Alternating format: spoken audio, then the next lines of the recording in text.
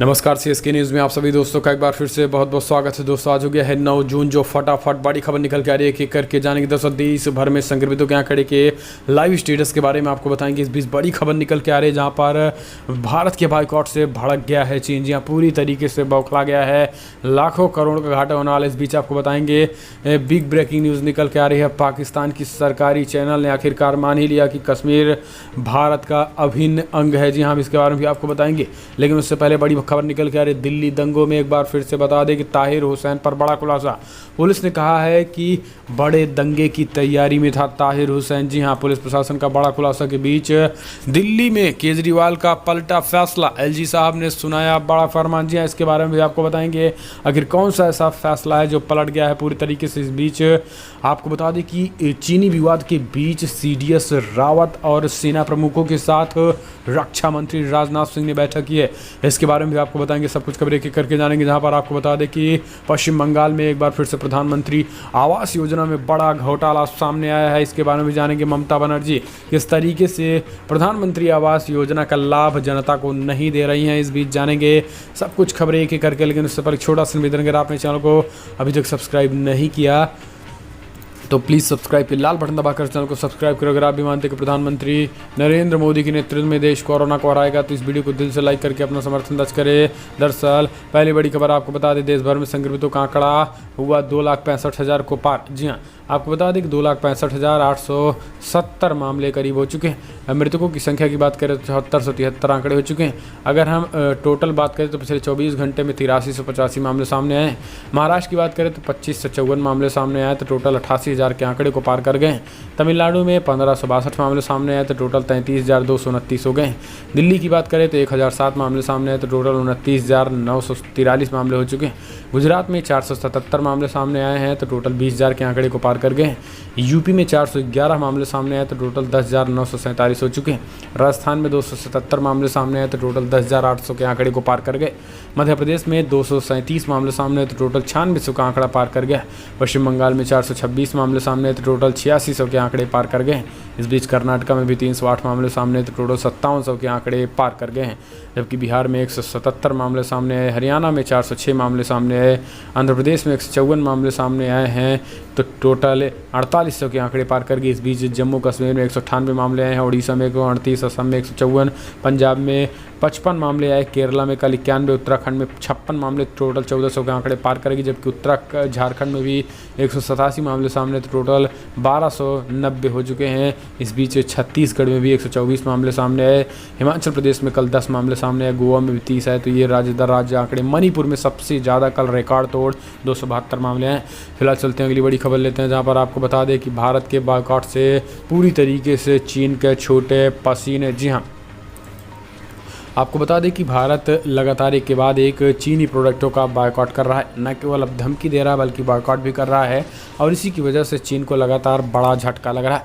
इस बीच आपको बता दें कि सोनम वांगचुक, आप भी शायद बेहद परिचित होंगे, सोनम वांगचुक लद्दाख के रहने वाले हैं। और ये अगर आप नहीं जानते होंगे तो आपको बता दें कि जो 3 इडियट फिल्म की फुनसुक वांगडू आपको याद होगा, उन्हीं की किरदार जो आमिर खान ने निभाया था, इन्हीं की से प्रेरित होकर बनाया गया था। और उसी को लेकर अब सोनम वांगचुक पर चीन भड़क गया है। दरअसल चीन की सरकारी मीडिया ने भारत के खिलाफ एक लेख लिखा है जिसमें सोनम वांगचुक बहुत जिक्र किया गया है। दरअसल लद्दाख में चीनी हस्तक्षेप की कोशिश के बाद सोनम वांगचुक सोशल मीडिया पर लगातार एक्टिव हैं और लगातार चीन के प्रोडक्ट को बायकॉट करने का ऐलान कर रहे हैं और भारतीयों से ये अपील लगातार कर रहे हैं। और इसी को लेकर चीनी मीडिया पूरी तरीके से सोनम को लेकर भड़की हुई है। सोनम वांगचुक का जिक्र करते हुए चीनी लेख में लिखा गया कि सोनम वांगचुक जिनके काम को 3 इडियट फिल्म में सराहा गया, वो वीडियो पोस्ट करके भारतीयों से चीनी सामान का विरोध करने की बात कर रहे हैं। चीनी मीडिया ने कहा है कि ऐसे भारतीय राष्ट्रवादी ताकतों के उकसावे पर किया जा रहा है। इंडियन इंजीनियर सोनम वांगचुक लद्दाख के ही रहने वाले हैं, वहीं पर उन्होंने शिक्षा पर्यावरण पर बहुत काम भी किया है और इसी तरीके से चीन पूरी तरीके से बौखलाया। आपको बता दें कि आने वाले समय में 10 जून से CAIT देश भर में ये एक अभियान छेड़ने वाला है कि चीनी प्रोडक्टों को बहिष्कार किया जाए। फिलहाल चलते हैं अगली बड़ी खबर। आपको बता दें कि पाकिस्तान की सरकारी चैनल ने कश्मीर को दिखाया भारत का हिस्सा। जी हाँ, कश्मीर भारत का अभिन्न अंग है, लेकिन पाकिस्तान इसे आज़ादी के बाद आज तक स्वीकार नहीं कर पाया है और कश्मीर के कुछ हिस्सों पर कब्जा जमाए बैठा है। लेकिन पाकिस्तान के सरकारी टीवी चैनल पीटीवी ने गलती से ही इस सच्चाई को मान जरूर लिया है। आपको बता दें कि दरअसल कश्मीर की रट लगाने वाले पाकिस्तान के इस सरकारी चैनल ने पीओके की जनसंख्या को बताते हुए कश्मीर को भारत का हिस्सा बता दिया है। बस फिर क्या था, इसी के प्रसारण के साथ ही पाकिस्तान में बवाल मच गया। सरकारी टीवी चैनल पर हुई गलती के बाद पाकिस्तानियों ने इस टीवी चैनल को सोशल मीडिया पर खरी खोटी सुनानी शुरू कर दी।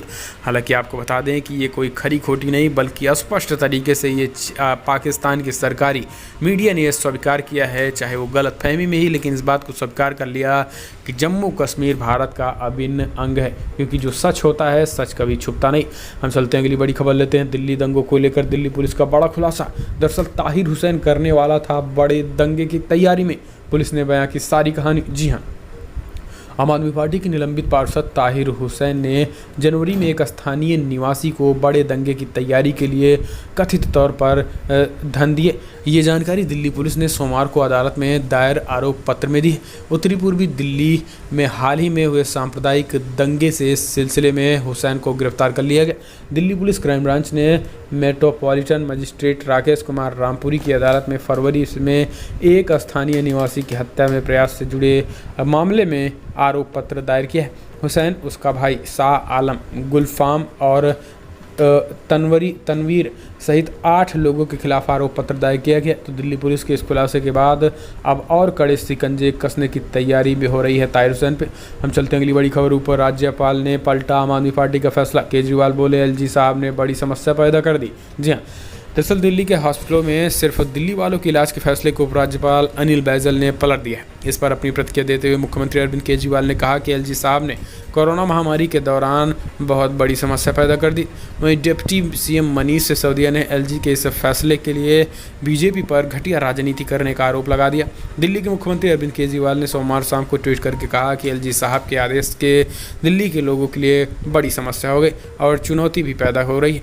देश भर में आने वाले लोगों के लिए कोरोना महामारी के दौरान इलाज का इंतजाम करना बड़ी चुनौती है। शायद भगवान की मर्जी है कि हम पूरे देश के लोगों की सेवा करें। हम सब के इलाज का इंतजाम करने की भी कोशिश करेंगे। अरविंद केजरीवाल सरकार ने दिल्ली के अधीन आने वाले सरकारी हॉस्पिटलों के साथ ही निजी अस्पतालों के केवल दिल्ली वालों के इलाज की बात कही थी। सोमवार को उपराज्यपाल अनिल बैजल ने आम आदमी पार्टी की सरकार के इस फैसले को पलट दिया था, जिसके बाद अब ये बवाल मच गया। हम चलते हैं अगली बड़ी खबर। Big breaking. चीनी सीमा विवाद के बीच सीडीएस और सेना प्रमुख के साथ रक्षा मंत्री राजनाथ सिंह ने की बैठक। जी हाँ, आपको बता दें कि केंद्रीय रक्षा मंत्री राजनाथ सिंह ने सेना प्रमुखों ने पूर्वी लद्दाख में भारत चीन सीमा परिस्थिति के बारे में एक बार फिर से जानकारी ली।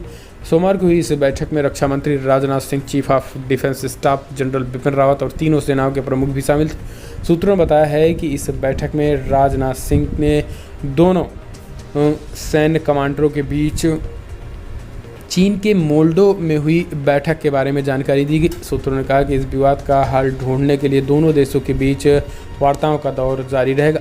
राजनाथ सिंह ने इस मामले पर सीडीएस रावत और तीनों सेनाओं के प्रमुखों से भी चर्चा की।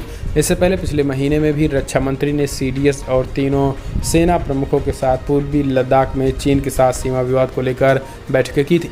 फिलहाल चलते हैं अगली बड़ी खबर। Big breaking. Bengal PM Awas Yojana में धांधली का आरोप, पुलिस ने लोगों पर भांजी लाठियां। जी हाँ, आपको बता दें कि पश्चिम बंगाल में प्रधानमंत्री आवास योजना में भ्रष्टाचार को लेकर बांकुड़ा के रानीबाद हल्दून कांगली ग्राम पंचायत में माहौल गर्मा गया। यहां गांव के लोगों ने पुलिस पर लाठीचार्ज करने का आरोप लगाया है। लोगों का आरोप है कि पुलिस ने बेवजह उनकी पिटाई की है। मौके पर पुलिस प्रशासन की टीम पहुंच गई। लोगों का आरोप है कि गांव में एक व्यक्ति के नाम पर एक से अधिक सरकारी प्रकल्प के तहत घर उपलब्ध कराए जा रहे हैं। एक ही तालाब में बार बार 100 दिन के काम कराने के आरोप में घोड़ा धारा के साथ पूरी तरीके से महिलाएं भी जमकर हंगामा करने लगी। पश्चिम बंगाल में खास करके पीएम आवास योजना के तहत जिस तरीके से बड़े पैमाने पर घोटाले हुए हैं, आपको बता दें कि अभी अगर भारतीय जनता पार्टी की सरकार बनती है तो ये जांच में बड़ा खुलासा होगा। पश्चिम बंगाल के मुख्यमंत्री ममता बनर्जी ने केंद्र की बड़ी योजनाएं को न केवल पीएम की आवास योजना में ही बल्कि किसान सम्मान निधि में भी एक भी राशि पश्चिम बंगाल में स्वीकृति नहीं होती। ममता बनर्जी हम चलते हैं अगली बड़ी खबर। भारतीय अर्थव्यवस्था चालू वित्त वर्ष में थोड़ी सिकुड़ेगी, लेकिन अगले साल फिर से पटरी पर आ जाएगी भारतीय अर्थव्यवस्था। वर्ल्ड बैंक का बड़ा दावा। जी हाँ, विश्व बैंक की एक ताज़ा रिपोर्ट में अनुमान लगाया गया है कि भारतीय अर्थव्यवस्था चालू वित्त वर्ष में कोरोना वायरस और उसकी रोकथाम के लिए लागू प्रतिबंधों के प्रभाव के चलते 3.2% सिकुड़ सकती है। इस बहुपक्षीय वित्तीय संगठन का कहना है कि कोविड-19 के झटके से देश की अर्थव्यवस्था अस्त व्यस्त हो गई है। कई अन्य वैश्विक साख प्रमाणन एजेंसियों ने इसमें बड़े संकुचन के अनुमान लगाए हैं। विश्व बैंक की ग्लोबल इकोनॉमिक प्रॉस्पेक्ट रपट में भारत की वृद्धि के अनुमान में पहले के अनुमानों की तुलना में 9% की भारी कमी की गई है, लेकिन रपट में कहा गया है कि भारतीय अर्थव्यवस्था अगले वर्ष तेजी के साथ उछाल करके पटरी भी आ जाएगी। फिलहाल हम चलते हैं अगली बड़ी खबर। राहुल गांधी ने उठाया बॉर्डर को लेकर सवाल। जी हाँ, कहा कि सीमा की हकीकत अमित शाह झूठ बोल रहे हैं। जी हाँ, दरअसल केंद्रीय मंत्री गृह मंत्री अमित शाह ने बिहार में एक वर्चुअल रैली के दौरान उन्होंने स्पष्ट तरीके से कहा था कि भारत की सीमा पूरी तरीके से सुरक्षित है। इसे लेकर कांग्रेस के पूर्व अध्यक्ष राहुल गांधी ने उन पर निशाना साधा। राहुल का कहना है कि सीमा की हकीकत सभी को मालूम है, लेकिन अब राहुल गांधी का कहना है कि मोदी सरकार सीमा को लेकर बहुत कुछ छिपा रही है, जो कि ऐसा नहीं है। सीमा पे हालात लगातार तनावपूर्ण हैं, इस तरीके की बात राहुल गांधी का कहना है और राहुल का कहना है कि सरकार इसे छिपा रही है। हालांकि आपको बता दें कि तनाव का माहौल जो है वो सब जानते हैं। सरकार ने भी अभी तक कहा था कि सरकारी तनाव है, इस पे बातचीत जारी है, लेकिन राहुल गांधी को न जाने इसमें क्या छुपा हुआ दिखने लगा है। हम चलते हैं अगली बड़ी खबर लेते हैं। Big breaking. वर्चुअल रैली में बोले राजनाथ सिंह, महाराष्ट्र में सरकार से ज़्यादा सर्कस चल रहा है। जी हाँ, आपको बता दें कि महाराष्ट्र सरकार के कोरोना वायरस प्रबंधन के तौर तरीके पर सवाल उठाते हुए रक्षा मंत्री राजनाथ सिंह ने राज्य में वर्तमान स्थितियों से ऐसा लग रहा है कि सरकारी कामकाज के स्थान पर कोई सर्कस चल रहा है। उन्होंने कहा कि महाराष्ट्र में स्थिति सरकार से ज़्यादा सर्कस की हो गई। एनसीपी प्रमुख शरद पवार जैसे कुशल नेता होते हुए भी राज्य की इस स्थिति में देखना दुर्भाग्यपूर्ण है। राजनाथ सिंह ने कहा कि हमने ये सुनिश्चित किया था कि गरीबों को लॉकडाउन के दौरान समस्याओं का सामना न करना पड़े। हमारी रेलगाड़ियां प्रवासी मजदूरों को उनके घर ले जाने की तैयारी थी, लेकिन महाराष्ट्र सरकार के असहयोग के चलते उन्हें समस्याओं का सामना करना पड़ा। अजीत सिंह ने कहा था कि मुंबई के हॉस्टलों को हम टीवी पर देखते हैं, कुछ ऐसे ही अस्पताल देखने को मिले जहां शव पड़ा हुआ है और उसके पास कोरोना मरीज पड़ा हुआ है। इस तरीके से उन्होंने बातें कही।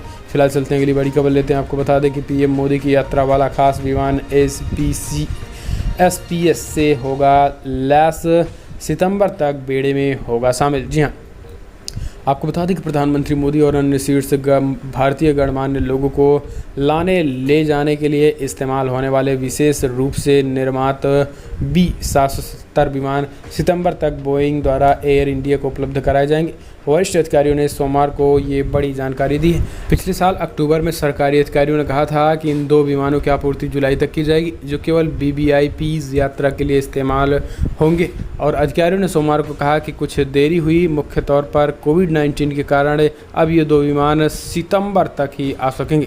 फिलहाल चलते हैं अगली बड़ी खबर लेते हैं। बिग ब्रेकिंग निकल के आ रही है, जहाँ पर आपको बता दें कि दिल्ली में कोरोना हुआ बेकाबू, तीसरे स्टेज की तरफ बढ़ चला कोविड-19। जी हाँ, आपको बता दें कि जून लास्ट तक 1 लाख कोरोना वायरस के मरीज आने की संभावना। जी हाँ, आपको बता दें कि राष्ट्रीय राजधानी दिल्ली में जून महीने के अंत तक करीब 15,000 बिस्तर की आवश्यकता होगी, क्योंकि यहां तक कि कोरोना वायरस संक्रमण के मामले में बढ़कर 1 लाख तक पहुंचने की आशंका है।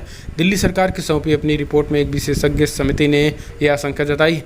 इंद्रप्रस्थ विश्वविद्यालय के कुलपति महेश वर्मा की अध्यक्षता वाली 5 सदस्यीय समिति की गठन दिल्ली की आम आदमी पार्टी सरकार ने किया है और इसमें शनिवार को अपनी रिपोर्ट सौंप दी है, जबकि नाम नहीं बताने की शर्त पर एक समिति के एक सदस्य ने कहा है कि इसमें बिस्तरों की संख्या बढ़ाने पर विशेष जोर दिया गया है। ये अपने आप में अरविंद केजरीवाल की हम कहीं ना कहीं विफलता भी मान सकते हैं, जिस तरीके से कोविड-19 खास करके दिल्ली में तेजी के साथ बढ़ रहा है। महाराष्ट्र और दिल्ली में बढ़ना ये सरकार की असफलता है।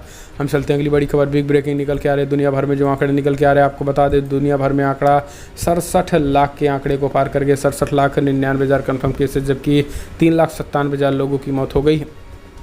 इस बीच अमेरिका में 19,86,000 कन्फर्म केसेस तो मृतकों की संख्या 1,12,000 को पार कर गई, जबकि ब्राज़ील में 6,93,000 कन्फर्म केसेस तो 36,000 लोगों की मौत हो गई। रसिया में 4,76,000 कन्फर्म तो 6,000 के करीब लोगों की मौत हो गई। तो दुनिया भर में तेज़ी के साथ आंकड़ा बढ़ रहा है। फिलहाल हम चलते हैं अगली बड़ी खबर लेते हैं। प्रवासी मजदूरों को घर पहुँचा रहे सोनू सूद के नाम पर हो रही है ठगी। मजदूर हेल्प फंड बनाकर मांग रहे लोग चंदा। जी हाँ, आप हो जाएं। दरअसल लॉकडाउन के दौरान सोनू सूद ने यहाँ वहाँ भटक रहे प्रवासियों को उनके घरों तक पहुँचाने का बीड़ा उठाया। अपने खर्च पर उन्हें बसों और फ्लाइट के जरिए उनके गृह राज्य घरों तक भेजा। इसको लेकर सोनू सूद की जमकर तारीफ भी की जा रही, लेकिन इस बीच कुछ लोग उनके नाम पर धोखाधड़ी को काम कर रहे हैं और डोनेशन की मांग कर रहे हैं। आपको बता दें कि ठगों ने बाकायदा सोनू के नाम पर एक फ़ंड बना दिया है। इसी के साथ सोनू का नाम डालकर इसमें बड़े पैमाने पर ठगी की जा रही, लेकिन सोनू सूद ने इसको ट्विटर पर बातें बताई। उन्होंने कहा कि इस तरीके के लोगों से आप भी अलर्ट रहें। फिलहाल बड़ी खबरों में इतना, लेकिन अगर आपको वीडियो पसंद आए तो लाइक करें, शेयर करें, कमेंट के माध्यम से अपनी राय देना ना भूलें। इस वीडियो में इतना। जय हिंद, वंदे मातरम।